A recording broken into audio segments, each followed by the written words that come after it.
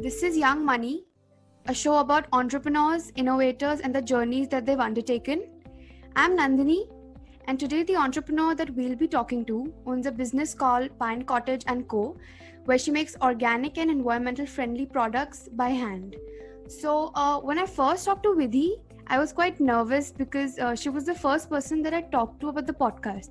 We got really busy, and then we didn't get time to record, but here we are. So but she was actually the first person that I talked to. So I was confused about what questions I'd ask her or how I'd explain myself. But once we started talking, we sort of connected and the questions just kept coming.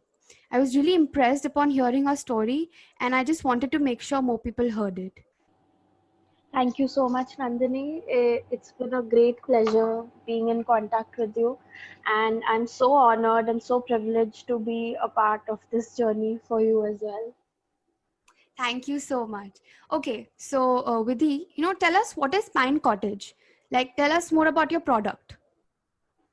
Okay, so Pine Cottage and Co. is basically an online store that aims to make sustainable, plant-based skincare, food and lifestyle products more available to people, while still, delivering an all-natural yet sophisticated and luxurious experience to our customers. Now, as a consumer myself, I would have loved to find a homegrown online store that could have provided me with eco-friendly alternatives to otherwise not very environmentally responsible objects that are inevitably a part of our daily life, such as, cotton pads or plastic straws or earbuds for that matter. And these small single-use plastics really build up, and I was not able to find like sort of reasonable and accessible alternatives online or all in one place.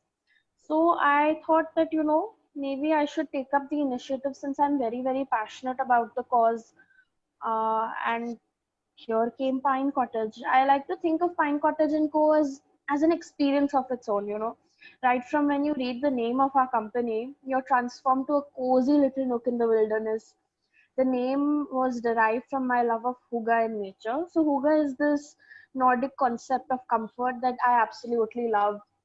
I'm a bit of an astrology freak, so my sun sign and my moon sign is Taurus, so it just made sense that I wanted to sort of add to the world this little cozy place that they can come to for things that they would want to include in their daily lives.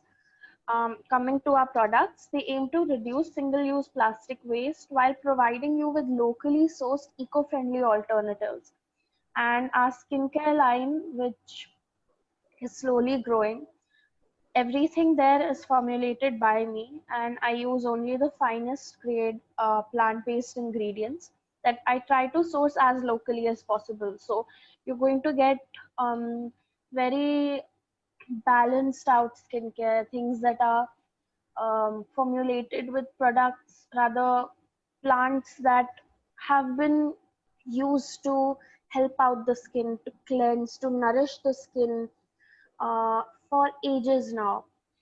And so I thought that, and also one thing I would like to mention that when you go to our site and when you go to our page, you'll see that we try to add this little element of fun to all our skincare. So we try to make it look really cute because that's very important to me.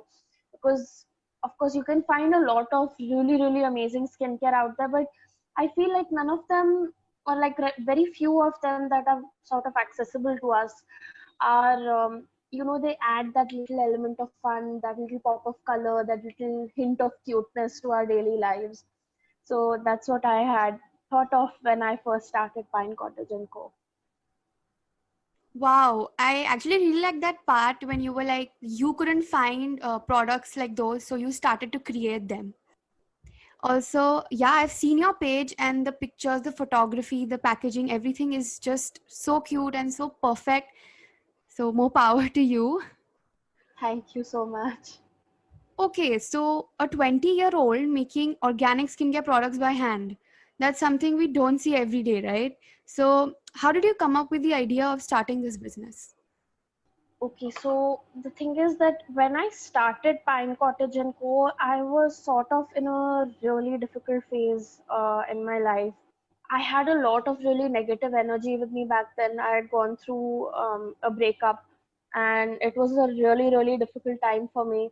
And I just decided that, you know what, I cannot waste away my energy like this. And I know that something needs to be done. And especially, coupled with my passion for eco-friendliness and for creating a more environmentally conscious space for everyone, I decided to start Pine Cottage & Co. So Pine Cottage & Co. actually started off as the Pine Cottage, where I wanted to ensure that the name evoked a sense of comfort and closeness to nature. So I started off by actually hand drawing the logo and drawing up a long list of products that I would make. So I'm kind of sometimes like I bite off more than I can chew. I'm kind of that person. I want to do everything. So this long list included things like candles, polymer clay charms. I have a huge love of bakery, and actually, um, when I am able to sort of achieve a certain level of success with my company, it's my dream to open up my little cafe. Wow. So yeah, I mean it's really weird because I'm sort of spread out over all these things. There's skincare, there's lifestyle products, and then but bakery is like my one true love. I can definitely say that. And so I started off with a long first draft of items that were still in my comfort zone, which were a lot of things. And I did include some skincare in there as well. I drew up what one could call like a business plan. Like 18-year-old me was like, okay, you know what, I'm gonna do this, and we're gonna get started. So I started searching for wholesalers in Chandni Chowk and a couple of places online, and I just dove right into creating them. I think for about 2 weeks, I had lost all sense of time, Nandini. Like I was sitting at my desk, or I was out and about researching things, going out and sourcing the products. There was a lot of talking that I had to do. So there was this Christmas carnival that was being held at my colony's park, and I signed up as a seller. And I'm so grateful to my mom. She was there with me. She was there with me the whole day. We spent the whole day selling the products. The response was really, really encouraging, and I decided to take forward the bakery sector of the company since I was just going to start college. And naive young Vidhi thought that I'll be catering to kids of my age and it will be so easy because all the hostelers want to stay fit. But little did I know they basically live off of chips. So that was like a wake up call. But as time went by, I realized that it's much more difficult to market your food, without like by word of mouth. So things took a pause there. I maybe got a little bit discouraged, but anyway, college life was going on, so there was that. Then around the second half of my second year, I was contacted by a fellow ambitious girl boss, Namishta from pausealittle.com, who saw my very, very bare Instagram page. God, my page had like 50 followers, all of whom like were my friends. And so she was like, I really like the little polymer clay charm that you have, and I want that for my store for pet tags. So I was jumping from like I was like all over the place. So I all of a sudden got into like pet industry. Yeah, and so she was like, I agreed. And long story short, I got myself into pet bakery.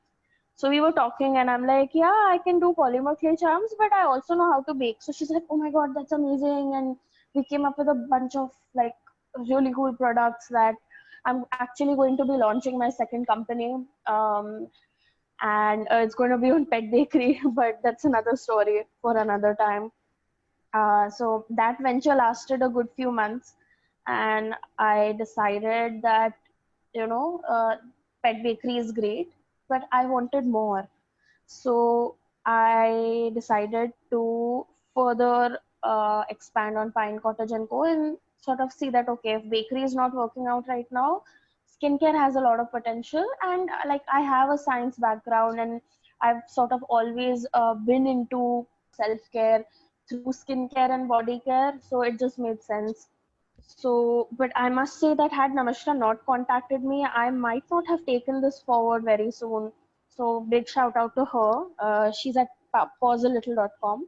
So then my path has been far from linear, as you can tell. I had a few skincare products, but it was only during the later half of 2019 that I really dove deep and studied about it extensively. So I did a lot of research. My Bua Nani, who's been in Ayurveda skincare for like, I think well over 20-30 years. I went and I spoke to her. She gave me a lot of really great insights and advice. And I watched a lot of YouTube videos and did my own research very well. Yeah, the lockdown, especially, I mean, it's been like a bittersweet moment for a lot of people. I feel like the lockdown, I mean, it's very difficult not to talk about it. It's pushed a lot of people to a lot of places. Some people have found it very difficult. I initially found it very difficult, but I believe if you know what to do with your time, any difficult time you can get through much easier than if you sort of did not push yourself.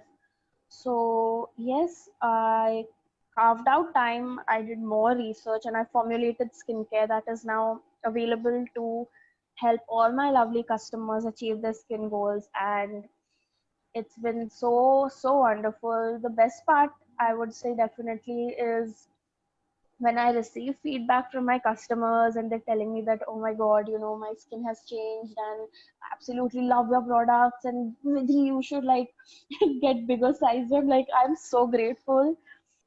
Yeah, because I think that's the best feeling, when you're getting feedbacks that it's like you've made something that is helping people. So what is better than that? Absolutely. Also, yes, the lockdown has been a treat to a lot of people. And I'm sure you've had to do a lot of research because skincare is like every ingredient has to be perfect, right? Because it's going to be on Absolutely. someone's skin. So, skin is like the most essential part of our body because it protects the other organs.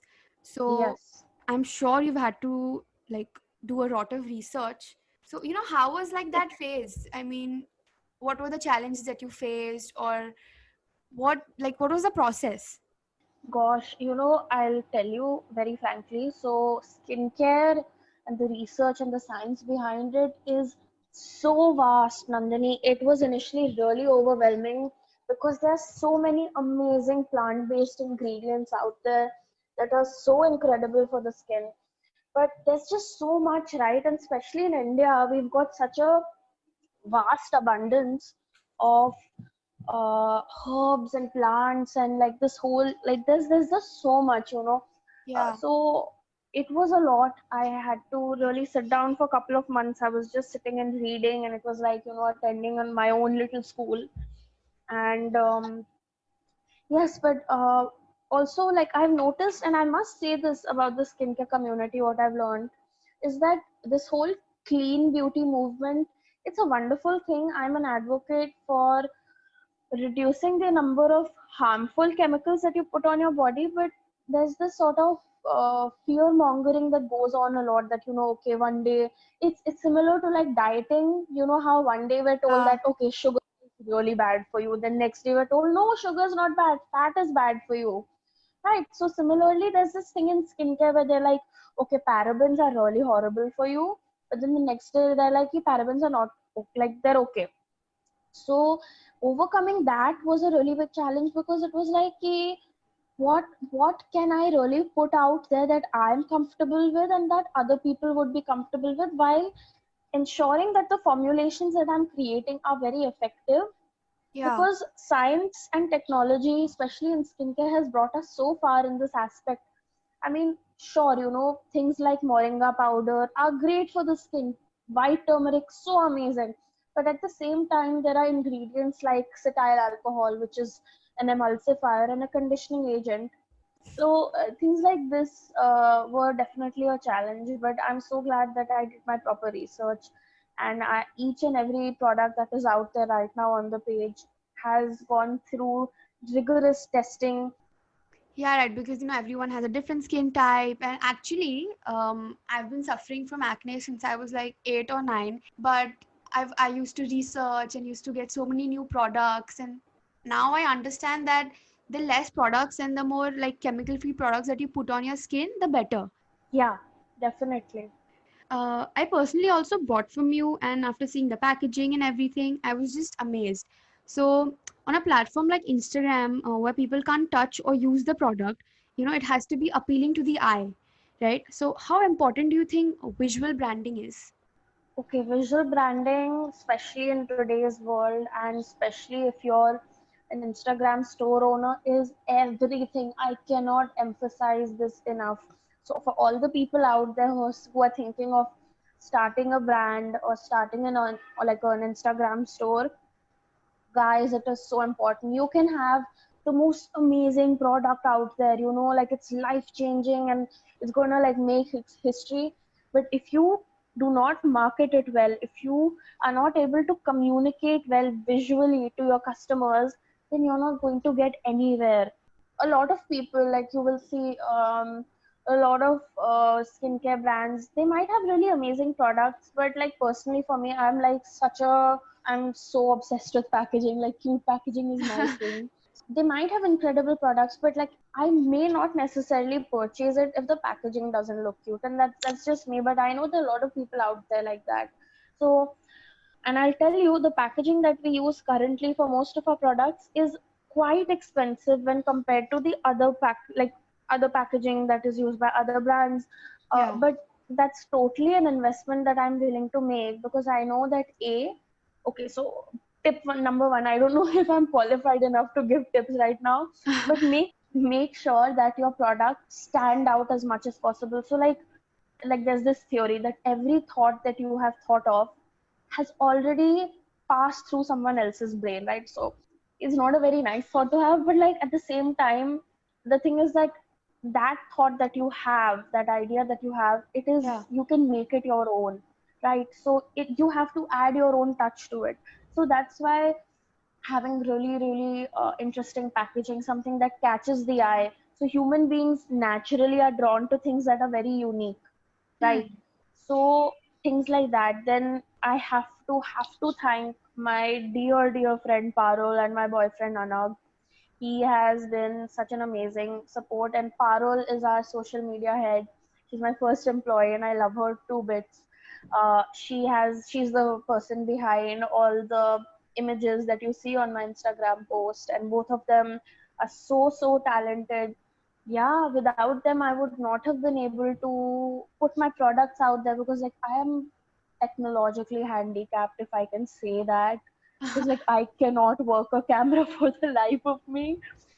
So definitely that was such a relief, like to have that one support. So guys, when you're starting a business, I would definitely say that it's a big investment. Of course, your time you're putting in, your money you're putting in, but never forget, don't skip out on the marketing aspect. Otherwise, if you do, you're not going to get very far very quickly. And right now, with the amount of competition and with the amount of products and like options that consumers have, you have to fight really hard. It's a very competitive industry, so you have to fight really hard to ensure that your Yeah. products stay in people's minds. Yeah, obviously. And your product may do wonders, but if the packaging, the photography isn't well, then it doesn't catch the eye. So I do think that Absolutely. it's really important. One more thing that I want to ask is, 5 years down the line, where do you see Pine Cottage and Co?